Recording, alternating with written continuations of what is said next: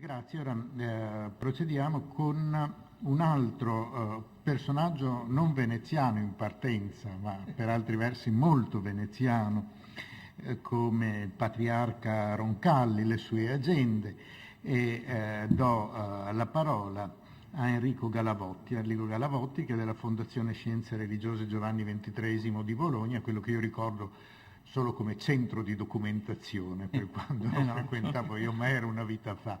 Anche quello era un ultimo pezzo di qualcosa che però è cambiato, mi pare, in modo molto positivo.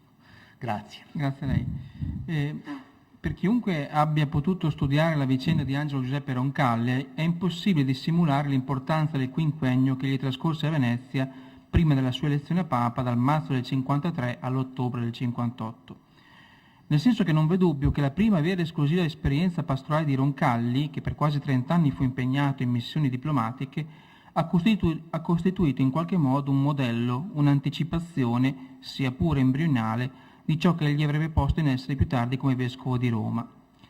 Alcuni atti come la celebrazione di un sinodo, la visita continua nelle parrocchie, ma anche un gesto umile eppure destinato a suscitare nome e clamore, come la visita alle carceri di Regina Coeli, la determinazione all'impossessamento di una certa tradizione culturale della Chiesa di cui era pastore, trovano appunto a Venezia la loro prima manifestazione, al punto che davvero non è difficile rileggere alcuni dei suoi atti o gesti da Papa come il singolare replay di atti o gesti compiuti nella città lagunare. Ma non v'è dubbio che Venezia costituisca in senso più lato un'esperienza fondamentale per la maturazione episcopale di Roncalli, perché è qui, in questa città, che definire unica è un tempo banale e verissimo, che si perfeziona il suo identikit di candidato alla successione di Pio XII.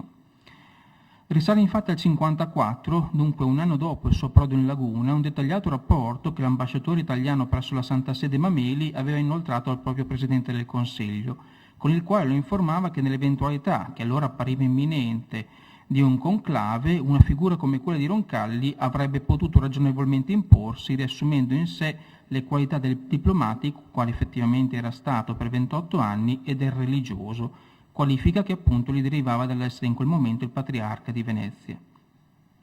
Ma ben al di là di queste valutazioni, sempre agevoli, ovviamente col sonno del poi, resta il dato che l'approdo a Venezia costituì per l'anziano Roncalli la realizzazione di un sogno, quello appunto di poter essere finalmente e pienamente un pastore. Il ministero episcopale di Roncalli a Venezia è già stato oggetto di numerosi studi, compiuti tanto da chi, come Antonio Agniero o Silvio Tramontin, ne era stato prima testimone diretto e quindi studioso, quanto da chi ha accostato questa vicenda esclusivamente da storico. Ma da qualche anno è disponibile finalmente una fonte preziosa per conoscere di più e meglio la stagione di Roncalli a Venezia, costituita da quell'agenda che il patriarca, fedele a un uso iniziato nel 1935, compilava quotidianamente. Per Roncalli l'agenda rappresentava un vero e proprio libro di bordo, nel quale l'autore ripercorreva schematicamente i fatti salienti della giornata, le udienze, le celebrazioni liturgiche, le letture compiute, ma c'era anche spazio per riflessioni di carattere pastorale o spirituale, così come per sfoghi o dichiarazioni di intenti. Quel che è certo, ad ogni modo, è che la nomina di Roncalli a Venezia, per quanto gradita e sognata, era stata una sorpresa anzitutto per lui. Il fatto era che, approssimandosi in Italia le elezioni politiche per il primo rinnovo delle Camere, previste per la primavera del 1953, la Segreteria di Stato premeva per una rapida copertura delle sedi episcopali vacanti, tanto più se metropolitane. Venezia, come capoluogo di una regione bianca, era dal punto di vista politico strategicamente importantissima, ma queste valutazioni non entrano nelle pagine di agenda di Roncalli. Così, se Roncalli registra puntualmente gli immediati contatti, ancor prima del suo ingresso a Venezia, con le autorità politiche e amministrative veneziane, non comunica nulla sul merito delle questioni affrontate con queste. L'esordio veneziano, d'altra parte, non è dei più semplici, perché su Roncalli si riversano forti aspettative, soprattutto dopo il breve episcopato dell'immediato predecessore. Monsignor Agostini, questo predecessore, come Cardinal Piazza prima di lui, anche se per differenti regioni, non era riuscito a stabilire un rapporto di vera e propria sintonia con il clero veneziano. Al vescovo di Bergamo scriverà un mese prima di fare il suo ingresso in diocesi: qualche prete malizioso dice che il clero di Venezia mi aspetta come la quiete dopo la tempesta. Nelle pagine d'agenda non si coglie né stupore né disagio di fronte alle novità che Roncalli deve comunque fronteggiare prendendo possesso della cattedra di San Marco. Con la nomina a Venezia giunge anche la porpora cardinalizia e nel 1954 cade il suo giubileo sacerdotale. Roncalli vive tutti questi passaggi con la consueta serenità. È peraltro un uomo anziano che legge ciò che gli sta accadendo prima di tutto con la consapevolezza che è entrato nella stagione ultima della propria vita.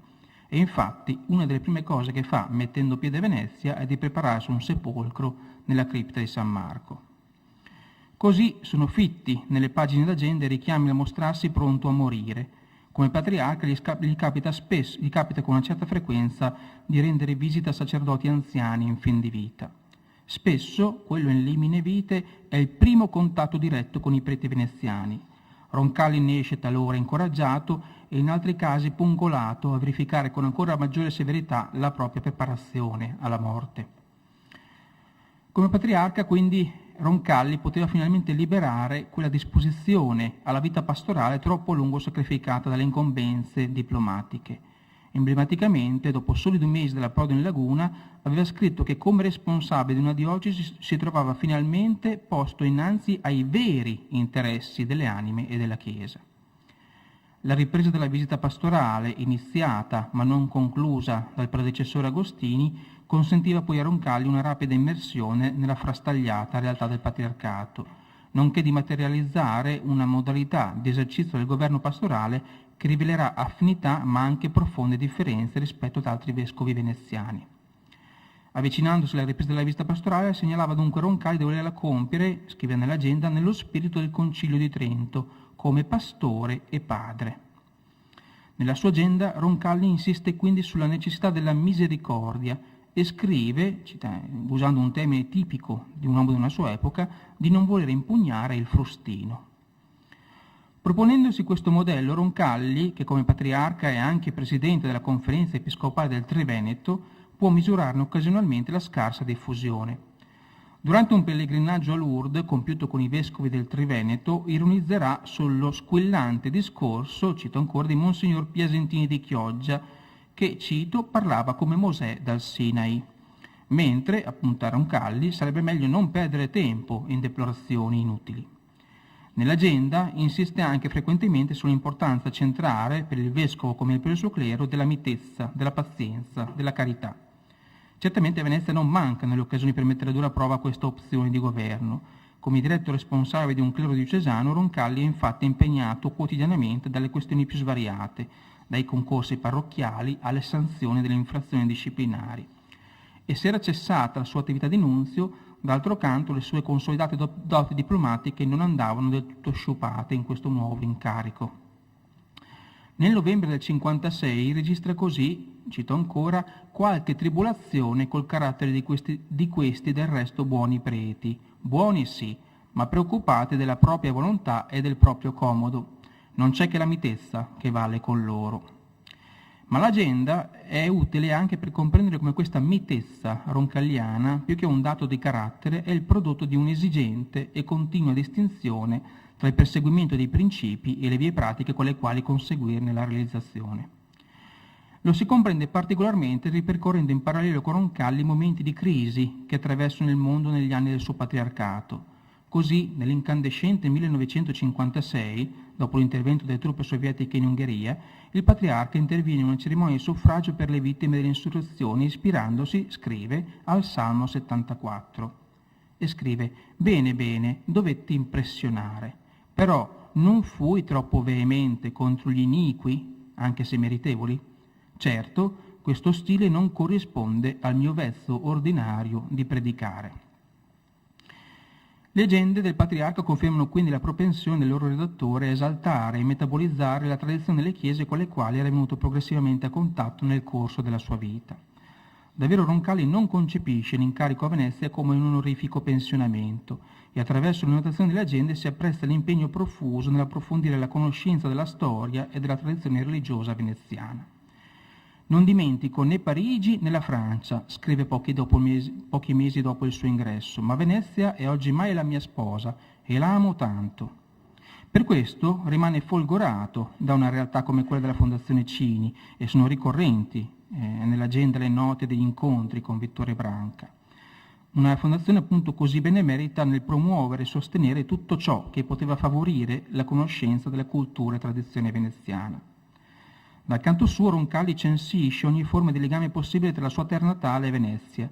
Si impegna così, dal punto di vista liturgico, nella valorizzazione del santorale locale e si stupisce, ad esempio, che la festa di San Lorenzo Giustiniani passi quasi sotto silenzio e decide di impegnare la diocesi a ogni livello finché la celebrazione del quinto centenario della morte del protopatriarca, che cadrà nel 1956, sia all'insegna della riscoperta di questo vero e proprio tesoro diocesano.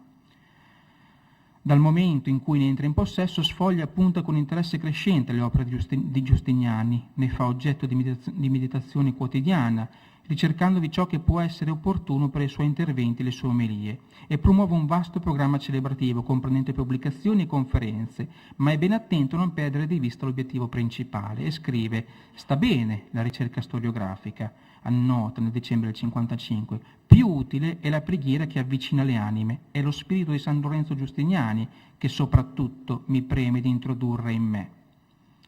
Mentre Roncalli patriarca a Venezia interviene anche la canonizzazione di Pio X.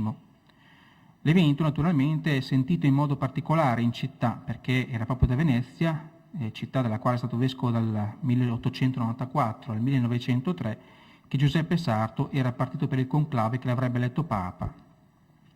Roncalli non si fa cogliere anche in questo caso impreparato, oltretutto si tratta di un santo, forse l'unico, del quale ha una memoria diretta, una memoria però che si fondeva con il ricordo molto meno lieto del coinvolgimento del vescovo di Cursto Segretario da giovane, cioè Monsignor Radini Tedeschi, nella campagna antimodernistica scatenata dal Papa Veneto nel 1907. Ad ogni modo Roncalli ripristina l'appartamento del cardinale Sarto, facendo diventare una tappa fissa per le visite in patriarchio dei suoi ospiti e colloca immediatamente Pio X tra i santi veneziani dei quali fa memoria nelle sue preghiere quotidiane. Roncalli intendeva dare risalto a queste altre figure, e tra l'altro visitando le numerose chiese del patriarcato a modo di verificare continuamente la presenza di reliquie di santi della Chiesa in divisa, per far comprendere ai diocesani che Venezia non aveva solo una storia prestigiosa, ma conservava una tradizione viva e fruttifera. Roncalli non vuole che Venezia si riduca a pensare a se stessa come a un museo di antiche vestigia. Guarda essa come una realtà che proprio per le sue solide radici è in grado di dire e dare qualcosa alla Chiesa e al mondo. E raffigura quindi in più occasioni la città della quale è diventato vescovo come un ponte gettato tra Occidente e Oriente. Proprio alla luce della particolare attenzione rivolta al senso della tradizione diocesana vanno intesi anche i tentativi operati da Roncalli per reimpostare le relazioni da tempo compromesse tra il cardinale Piazza, patriarca a Venezia fino al 1948, e la diocesi lagunare. Piazza potrà così celebrare in Laguna il suo giubileo episcopale e alla notizia della sua morte Roncalli scriverà: «Io ritenni mio dovere di fraternità di circondarlo di tutte le attenzioni che egli accolse con tenerezza». E usare l'aggettivo tenerezza con Piazza non era proprio facile. Roncalli naturalmente sa anche che esiste una lunga tradizione storica veneziana che non è legata al cristianesimo. Così apre le porte del patriarchio anche agli esponenti dell'antichissima comunità ebraica di Venezia. Lo fa con la prudenza richiesta dal momento. Nella liturgia del Venerdì Santo si prega ancora in questo momento per i figli di Israele definendoli perfidi. Ma è consapevole, anche alla luce delle tragedie da essi vissute, che si tratta, scrive sull'agenda, di buone anime, sempre degne di riguardo e di essere capite e compatite. A Venezia Roncalli compie quindi alcune importanti esperienze liturgiche. Scrive sull'agenda il giorno di Pasqua del 53 che la sua visita alla Nicopeia, l'antica e veneratissima icona della Vergine conservata in San Marco, è stata emozionante. Era stato il venerando Monsignor Macacek, un vero pezzo di storia vivente del clero veneziano, a spiegare all'anziano patriarca, e rigorosamente nella lingua di Goldoni, che a Venezia si era soliti concludere la celebrazione pasquale con questo atto di venerazione. Adesso chiedo scusa io ai veneziani presenti. Eminenza, andemo all'altar della Nicopeia a rallegrarsi con la signora Mare, perché suo figlio s'è resuscità. Roncalli è in ogni caso esigentissimo dal punto di vista liturgico esprime in più occasioni l'insoddisfazione per l'accompagnamento musicale o corale della liturgia e colpisce l'impegno profuso, per non dire l'ostinazione, per ridare prestigio alla cappella di San Marco. E naturalmente sull'agenda trova largo spazio anche la celebre vicenda dei Plutei, la decorazione marmorea che in San Marco separava il presbiterio dal resto della basilica e che Roncalli voleva risistemare per concedere ai fedeli la piena visione delle celebrazioni liturgiche. Si tratta forse dell'evento che, sebbene accidentalmente, più di ogni altro dimostra quanto Roncalli fosse profondamente penetrato nella storia e nella tradizione veneziana. Il patriarca infatti non lascia ad altri il compito di interloquire con gli oppositori alle modificazioni nell'area del presbiterio della basilica, ma studia in prima persona la documentazione esistente e minuta alcuni interventi per evidenziare i molti equivoci che impedivano una tranquilla soluzione del problema. Al patriarca, scrive sull'agenda, il brusio destato dalla sua richiesta relativa all'iconostasi dispiaceva, cito, un poco per la vacuità di spirito che rivela anche in persone peraltro sagge, ma anche come esperienza di vita mi diverte e mi lascia tranquillo.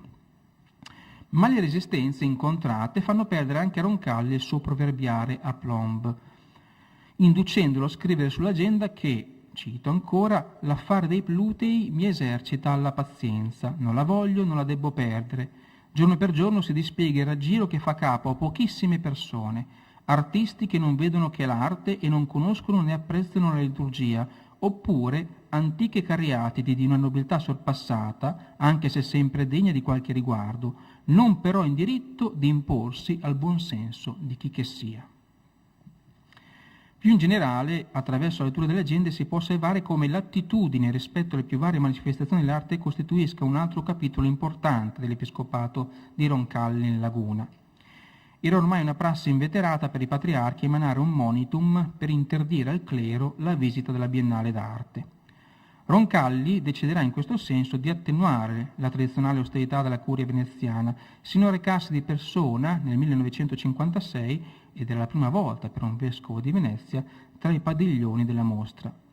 Roncalli scriveva che ciò avveniva perché le condizioni puntini atmosferiche sono migliorate, ma restava ancora convinto che alla Biennale non tutte le produzioni esposte fossero, cito ancora, edificanti.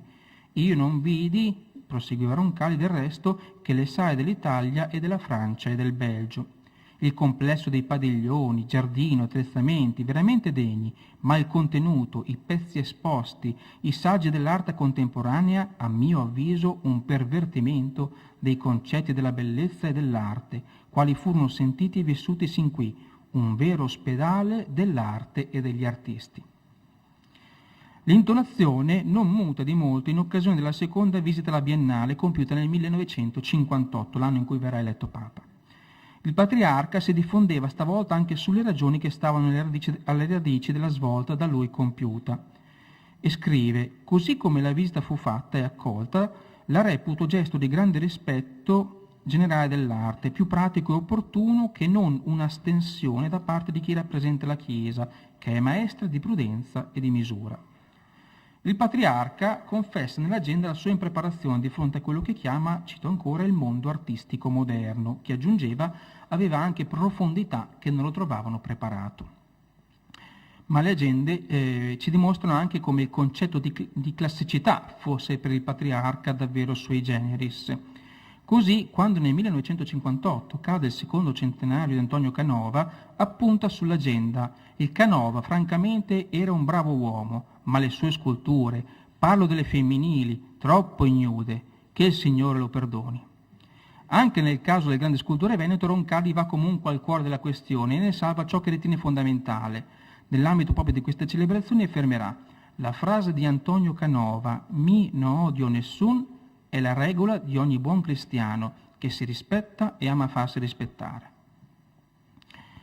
Come è noto, ne hanno anche parlato stamattina Pietragnoli e De Michelis, la Venezia del patriarca Roncalli è anche quella in cui intervengono importanti sommovimenti all'interno della democrazia cristiana locale, divisa tra chi rimane attestato su una scelta centrista e chi invece si mostra decisamente più sensibile alla prospettiva di un'apertura a sinistra. Roncalli, che sino al suo approdo in Laguna aveva potuto celare i suoi orientamenti politici nella riservatezza diplomatica o nelle confidenze ai familiari, si trova improvvisamente coinvolto in questo dibattito di cui l'agenda reca numerosi riferimenti. L'allineamento del patriarca alle direttive espresse dalla Segreteria di Stato è più che manifesto nei periodici pronunciamenti relativi alle diverse tornate elettorali compiute in proprio o insieme ai vescovi del Triveneto. Pochi mesi dopo il suo arrivo, il patriarca compie anzi un atto per certi aspetti clamoroso, che lo fa etichettare da molti osservatori politici come un simpatizzante delle destre. Il patriarca decide infatti di celebrare il 25esimo anniversario dei Patti Lateranensi, tenendo un discorso in cui, in un momento in cui Mussolini è ancora storiograficamente un tabù, gli attribuisce il merito storico di aver fatto la pace con la Chiesa. Potei farmi comprendere, scrive sull'agenda, anche l'accenno esplicito all'uomo della provvidenza, o meglio, che la provvidenza mise all'incontro del Santo Padre Pio XI e ora detestatissimo per la rovina in cui travolse l'Italia, mi pare sia riuscito bene, non offensivo per alcuno e caritatevole per lui. Roncalli è pienamente consapevole del suo gesto ed è attento a non prestare il fianco a strumentalizzazioni che lo pongono in contrasto con la linea dettata dalla Santa Sede, della quale anzi si confessa nelle sue pagine d'agenda convinto sostenitore. Così, pur dicendosi, cito ancora, spiacente, scrive di non aver ceduto a una nobile bergamasca venuta apposta per avere un piccolo biglietto di cortesia al suo marito Augusto, candidato nella lista liberale in un collegio di Bergamo. Mite buono, sì, chiosa Roncalli, ma non sono ingenuo a tal punto. Ingenua viene però considerata da alcuni autorevoli esponenti della Curia Romana, nonché della DC, la sua decisione di richiamare l'attenzione della diocesi sulla celebrazione del 32esimo congresso nazionale del Partito Socialista Italiano che nel 1957 si tiene nel capoluogo veneto. Il mio comunicato, scrive, fu accolto con rispetto e con favore e nel giusto senso. Buona influenza diffusa a calmare, a comprendere, a imporre attenzione. E quando il segretario invece gli riferisce delle incertezze che ha trovato a Roma all'interno della Conferenza Episcopale Italiana a proposito del suo messaggio, il patriarca scrive che ciò gli è motivo di pena, ma non di avvilimento. Nelle pagine dell'agenda non mancano riferimenti al comunismo, ma oltre che limitati nella loro quantità, essi rivelano anche un livello di analisi politica piuttosto superficiale, indice certo anche della differenza di importanza attribuita a tale questione rispetto a altri vescovi del Triveneto. In questo senso, rispetto a Piasentini di Chioggia o Bortignon di Padova, c'è un vero e proprio abisso. Secondo le notazioni di Roncalli, infatti, l'adesione al comunismo è frutto di volta in volta, cito ancora, di inganno, oppure di un'infausta reazione alle misere condizioni di vita di larga parte della popolazione diocesana. E scrive nel 58, i contadini di Gambarare vanno in chiesa e ai sacramenti, ma sono aderenti al comunismo. Motivo, grande ignoranza. Perciò occorre illuminare, illuminare, illuminare. E ancora, gli amici dei comunisti, così scrive, che festeggiano sotto le finestre del Palazzo Patriarcale l'esito delle elezioni del 53 e che cantavano e ricantavano bandiera rossa che vincerà, suscitano in lui, ci scrive ancora, pena, poiché, chiosa il patriarca, subiscono il contagio comunista. Però, allo stesso tempo, si premura di specificare che il suo contatto con gli esponenti del PC locale è stato cortese, oppure lieto e buono. Roncalli segue particolarmente da vicino l'attività della Democrazia Cristiana nella sua diocesi, anzitutto come un vescovo che non vede alcun che di positivo nella dialettica interna che in questi anni connota le vicende del Partito Cattolico nella Laguna, diviso tra una corrente aperturista che trova un esponente di punta in Vladimiro Dorigo e una fedele agli antichi indirizzi di preclusione a ogni approccio con le sinistre. Il patriarca scrive di temere assai questi giovani della DC, che credono di veder bene e sono ciechi e imprudenti, quando non sono vuoti e orgogliosi. Bisogna pur voler loro bene e sopportare con molta pazienza. Faranno la loro esperienza e si morderanno le dita quando lasceranno il posto ai più giovani di loro. Peraltro, scrive ancora, pochi giorni più tardi, i vecchi e anche i solo maturi sono disamorati della politica e dell'amministrazione civica, e ciò è gran male. La Bibbia dice che quando Dio ritira la sua mano dalla protezione di un popolo, permette che sia governato dai fanciulli. Per le elezioni amministrative del 1956, di poche settimane precedenti a un celebre intervento del Patriarca, Roncalli riferisce di aver votato, scrive, la lista intera con Dorigo per disciplina.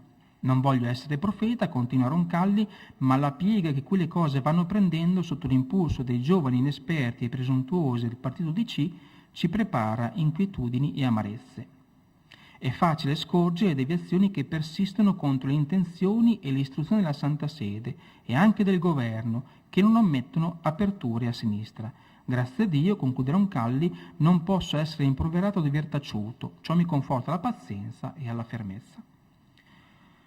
Poche settimane più tardi, Roncalli ribadisce di non essere disposto a cedere su dottrina e disciplina, ma rinnova anche la volontà di distinguere tra sostanza e metodo, perché in tutto ci deve essere, scrive, carità. Così prende posizione contro l'apertura a sinistra, ma interviene di persona per modificare la bozza del messaggio natalizio collettivo del 1955, predisposta da Monsignor Bortignon, per smussarne il tono ultimativo e crociatesco. Roncalli dunque è netto nel condannare l'istanza della sinistra democristiana veneziana e non c'è dubbio che egli sia rassicurato dall'avvento alla testa della segreteria provinciale della DC di Vincenzo Gagliardi. Ma è altrettanto deciso a evitare quel cortocircuito Chiesa, democrazia cristiana, che pure tanti altri vescovi italiani praticano senza imbarazzi o senza percepire come tale. Così al potente e non proprio acutissimo cardinale Pizzardo, che gli chiedeva imperiosamente conto di quanto Dorigo scriveva sul popolo del Veneto, aggiungendo che il Santo Uffizio ha già dovuto occuparsi di lui in diverse occasioni, Roncalli replicherà con agio che il popolo del Veneto era un organo di informazione della DC e non della curia veneziana. Principi e posizioni chiare, scrive ancora nel gennaio del 58, ma persone, consorterie, eccetera, mi tengo a largo con riservo. Io sono il padre e il pastore di tutti. Il modus operandi di Roncalli inganna molti osservatori, anche ravvicinati della sua azione, che infatti più tardi maligneranno su un patriarca che a Venezia aveva regnato più che governato. Apparentemente placido, rispettoso anche eccessivamente dei predecessori, conformi alle direttive vaticane, incline alle mediazioni più che alle contrapposizioni frontali, il patriarca giunto da sotto il monte svilupperà invece un'attività febbrile, di cui le agende danno minutamente conto, e che muta profondamente il volto della Chiesa di Venezia nel corso del suo quinquennio di presenza in laguna. Ne è un sintomo evidente la rivoluzione intervenuta rispetto alla geografia dei vicariati, tanto per la città che per l'area extraurbana. La zona di Mestre e Marghera, che come abbiamo visto stamattina era interessata già da decenni da un'importante crescita industriale e da un conseguente inurbamento, era in continua espansione ed era aumentata di pari passo l'esigenza di dar vita a nuove strutture pastorali. Roncalli affronterà la questione con risolutezza, procedendo a smembramenti e accorpamenti, istituendo nuovi vicariati, parrocchie e curazie. E al momento della celebrazione del Sinodo diocesano, nel novembre del 57, sarà possibile per tutti prendere atto dei profondi rivolgimenti intervenuti e in atto. E che Venezia fosse entrata nel sangue e nella carne del patriarca venuto da Bergamo, lo dimostra il fatto che l'unico no detto da Roncalli alla Santa Sede nel corso della sua vita sia stato pronunciato da lui quando nel 1957, all'indomani della morte del cardinale Piazza, gli era stata offerta la guida della potente congregazione consistoriale. Forse Roncalli sentiva di avere ancora del lavoro da svolgere in laguna, o forse più semplicemente gli risultava impossibile abbandonare questa città e rinchiudersi in un ufficio vaticano per entrare a far parte di quel pentagono di porporati che da alcuni anni stavano affiancando e in alcuni casi sostituendo un sempre più malato Pio XII nella guida della Chiesa. Tanto valeva per Roncalli morire tra le cupole e i pinnacoli di San Marco. Ma la morte del Papa, nell'ottobre del 1958, sconvolge anche quest'ultimo progetto e l'agenda del Patriarca diventa un documento straordinario dal punto di vista storico. È il diario di un cardinale che da semplice lettore diventa uno dei candidati e infine l'eletto.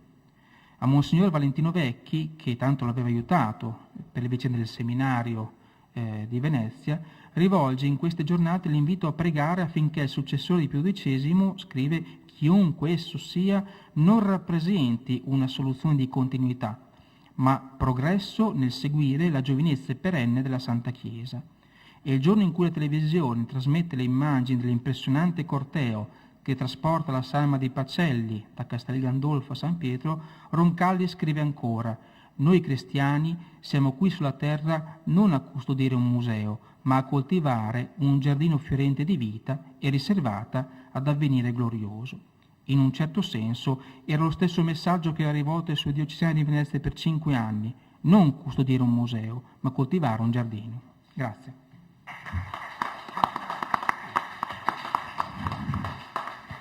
Molto bella questa analisi di una fonte di straordinario interesse, una fonte che ci riporta ancora una volta alla dialettica forte, mi pare, tra la specificità veneziana, questa insularità, e la dimensione grande, la dimensione generale. Io non so se sia strabismo localistico, ma ho l'impressione che i pontefici, quelli passati e quelli aspiranti tali, che sono passati per Venezia, siano ricordati mediamente più che gli altri come patriarchi o expatriarchi di Venezia. Non so se sia vero, ma mi pare una cosa significativa. E a proposito di una ultima Venezia, ma le ultime Venezie durano all'infinito, dall'810 ci sono le ultime, 810, XIX secolo.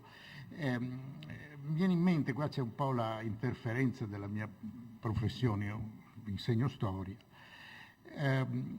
la presenza in quelle stagioni di una tradizione di storiografia da parte di ecclesiastici di alto livello, che si è, credo, totalmente perduta. Non credo di far torto a nessuno dicendo questo.